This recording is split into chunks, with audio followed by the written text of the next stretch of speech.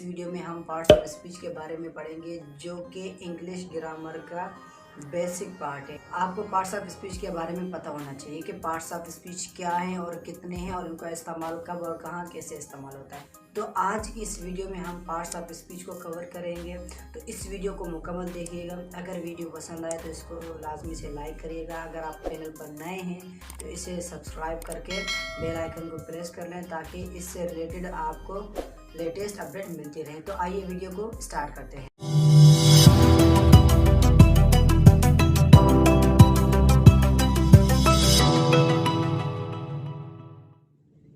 Parts of speech. पहला है noun, जिसको उर्दू में कहते हैं इस्म। दूसरा है प्रोनाउन, जिसको उर्दू में कहते हैं ज़मीर। तीसरा है वर्ब, जिसका मतलब होता है फ़ेल। चौथा है एडवर्ब, जिसका मतलब होता है फ़ेल मुतअल्लिक़। यहाँ आप इसको इस तरह भी कह सकते हैं, मुतअल्लिक़ फ़ेल। पाँचवा है एडजेक्टिव, जिसका मतलब है सिफ़त। छठा है प्रेपोजिशन, जिसका मतलब है हर्फ जार। सातवां है कंजंक्शन, जिसका मतलब है हर्फ अत्फ़। आठवां है इंटरजेक्शन, जिसका मतलब है हर्फ फ़जाइया। There are 8 parts of speech in English language, so I have already told you their name, so we are going to discuss about the definition of all parts of speech one by one. So let's begin. Number 1 is noun, जिसको हम इस्म कहते हैं और उर्दू में नाम कहते हैं। What is a noun? A noun is the name of a person, place, animal or thing. Noun जो है किसी जगह, किसी शख्स, किसी जानवर या चीज़ के नाम को नाउन कहते हैं। या आप इसको सिंपल वर्ड में अगर कहें तो इसको आप कह सकते हैं noun is a naming word, यानी किसी चीज़ का भी नाम हो उसे नाउन कहते हैं। फॉर एग्ज़ाम्पल, अगर हम किसी शख्स के हवाले से बात करते हैं तो जैसे असलम, असलम एक नाउन है। एग्ज़ाम्पल देखते हैं, Aslam is a good student. Aslam is a good student. इसमें असलम जो है नाउन है, जो कि पर्सन का एक नाम है। और अगर जगह की मिसाल ले लें तो K2 is the second highest mountain of the world. K2 जो पाकिस्तान में है वो दुनिया की दूसरी बुलंद तरीन पहाड़ी है, जो कि K2 एक जगह का नाम है, तो ये भी एक नाउन है। एनिमल, टाइगर भी एक जानवर है जो कि एनिमल है। एग्जाम्पल देखते हैं टाइगर की। Tiger is the fastest animal in the world.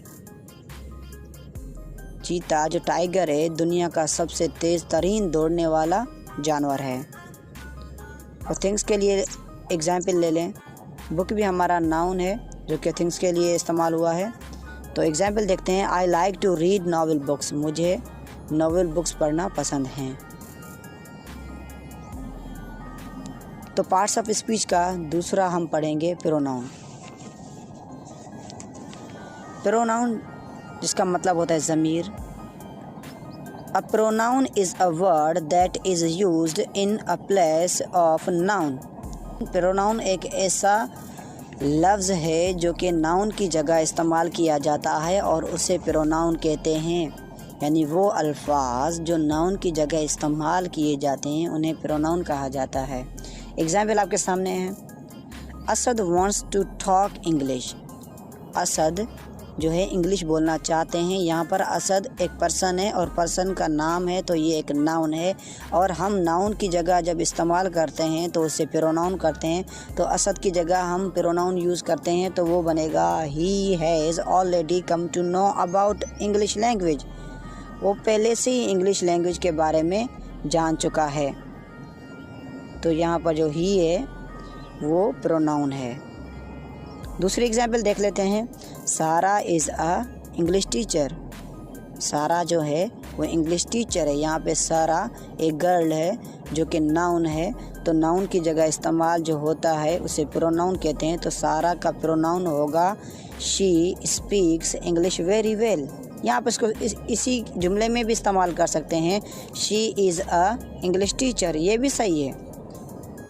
तो चलिए पार्ट्स ऑफ स्पीच का तीसरा पढ़ते हैं जो कि है वर्ब, जिसकी उर्दू होती है fail. So what is verb?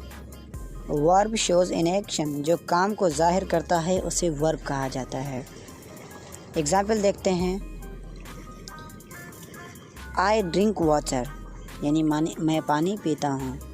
इसमें जो ड्रिंक है वो काम है जो कि ज़ाहिर कर रहा है, तो ये एक वर्ब है। आई ड्रिंक वाटर, मैं पानी पीता हूँ, तो इसमें ड्रिंक वर्ब है। दूसरी एग्जांपल देखते हैं, just go and get it any how, बस जाओ और उसे किसी भी हाल में हासिल करो। इसमें गो एंड गेट इट ये दोनों वर्ब्स हैं जो कि काम को ज़ाहिर कर रहे हैं। तीसरी एग्जांपल देखते हैं, they are playing cricket match, वो क्रिकेट मैच खेल रहे हैं। इसमें प्लेइंग जो है वो एक्शन है जो कि काम को ज़ाहिर कर रहा है, तो ये एक वर्ब है। चौथा पार्ट्स ऑफ स्पीच है एडवर्ब, फ़ेल मुतअल्लिक़ या मुतअल्लिक़ फ़ेल। What is an adverb? An adverb is a word that modifies or describes a verb, an adjective and other adverb। यानी फ़ेल मुतअल्लिक़ वो लफ्ज़ है जो फ़ेल, सिफ़त या दूसरे फ़ेल मुतअल्लिक़ को ज़ाहिर करता है, उससे एडवर्ब कहा जाता है। यानी दूसरे एडवर्ब को भी ज़ाहिर करने के लिए एडवर्ब को यूज़ किया जाता है, जो कि यहाँ पे एग्ज़ाम्पल है, अली रीड्स क्लियरली। तो क्लियरली एक एडवर्ब पहले से ही है, तो हम इसको जब दूसरा एडवर्ब लगाएंगे तो कैसे होगा, अली रीड्स क्वाइट क्लियरली। तो क्वाइट जो है एक अनदर, क्वाइट जो है दूसरा एडवर्ब है। सलमान रन्स, सलमान भागता है। जैसा कि हमने कहा कि ये फ़ेल के बारे में बताता है, यानी फ़ेल को भी ज़ाहिर करता है।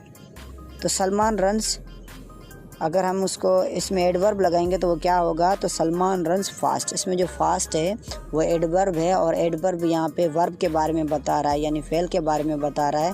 तो वो काम कैसे हो रहा है, यानी वो तेज़ भागता है। कौन? सलमान।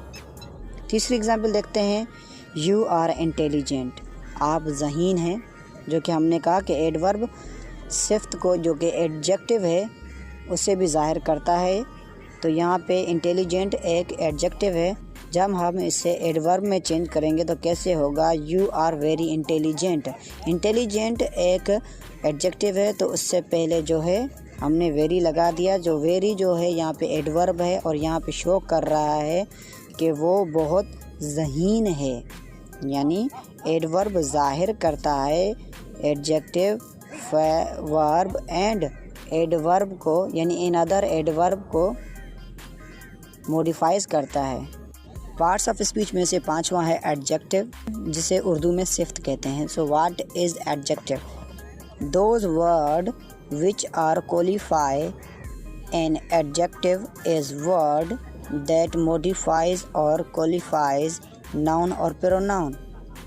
यानी एडजेक्टिव वो लफ्ज़ है जो इस्म या ज़मीर की खासियत को ज़ाहिर करता है, उसे एडजेक्टिव कहा जाता है। यानी आप इसको साफ़ अल्फाज में इस तरह भी लिख सकते हैं, जो नाउन और प्रोनाउन की खासियत को बयान करे उसे सिफ़त कहा जाता है, चाहे वो खासियत बुरी हो या अच्छी हो। जैसे यहाँ पर एक एग्ज़ाम्पल है, दे आर टैलेंटेड, वो होशियार हैं। यहाँ पे टैलेंटेड क्या है? होशियार। और यहाँ पे दे जो है वो प्रोनाउन है, जो कि यहाँ पे एडजेक्टिव प्रोनाउन की खासियत को बता रहा है कि जो दे हैं, जो वो हैं, वो होशियार हैं या वो ज़हीन हैं। Arham is a good worker, Arham एक अच्छा मेहनती लड़का है। तो यहाँ पर अरहम जो नाउन है, तो यहाँ पे एडजेक्टिव नाउन को डिस्क्राइब कर रहा है। पार्ट्स ऑफ स्पीच में से छठा हमारा है प्रेपोजिशन, जिसे हर्फ जार कहते हैं।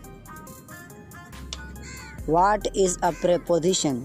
A preposition is a word that is used before a noun or pronoun. It shows a place, time or direction.